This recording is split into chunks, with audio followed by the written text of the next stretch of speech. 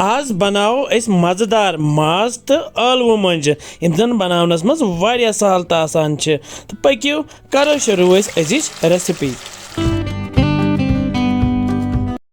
माज मोंजि बनावने बापत छ मे 1 किलो मस निमुत यपर छ मे वखुल निमुत तो यह मस दगन बह असल पट तो करन बह यह मिहीन। वुचो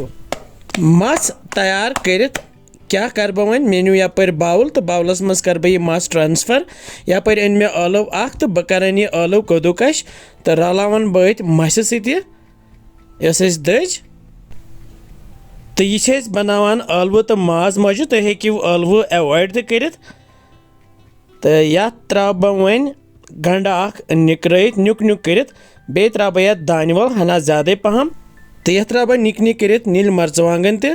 बे त्रा बह यत रोहनुक पेस्ट 1 चमचे बे त्रा बह यत नून चमचे 1 बे त्रा बह यत गरम मसाला 1 चमचे बे त्रा बह यत जूर 1 चमचे बे त्रा बह यत बदान 1 चमचे बे त्रा बह यत मर्चवांगन 1 चमचे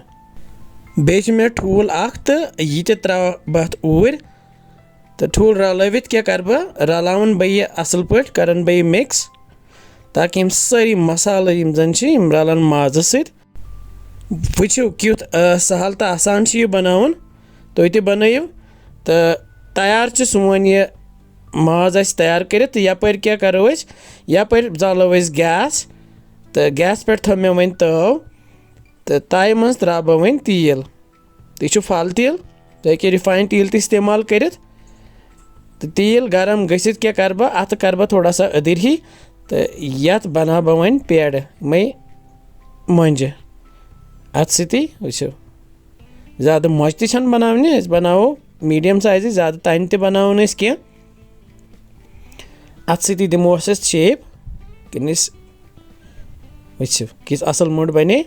तो यह थवन बह वन साइडस मज प्लेटस मज तो यथे कन बनावो वन बाकी तो यह चूरिम मोड तैयार तैयार तो यपर तेल तो गरम तो त्रो क्या तेलस मज वुचो यह गई त्रेयम तो गई चूरिम 4 मोंजि त्रायस तो वन अनहोक असल पे दिमहोक फिरन वन बे साइड तो काल असल पे यन वुचो माशाअल्लाह कचा खूबसूरत मोंजि बने तो मोंजि वन तैयार तो वन पे अनो यह तेल तो करोक यत बाउलस मज ट्रांसफर वुचो खूबसूरत मोंजि बने यम गई बे मोंजि तो तैयार माशाअल्लाह वुचो किस खूबसूरत मोंजि गई तैयार कलर तो वुच क्युत तो वन करो यत प्लेटिंग तो सजाओ प्लेटस मज वुचो माशाअल्लाह तो यपर यह लकट कावल तो अत मज त्रा बह यह चटनी यह रेडीमेड चटनी तो तुम हेकिव गर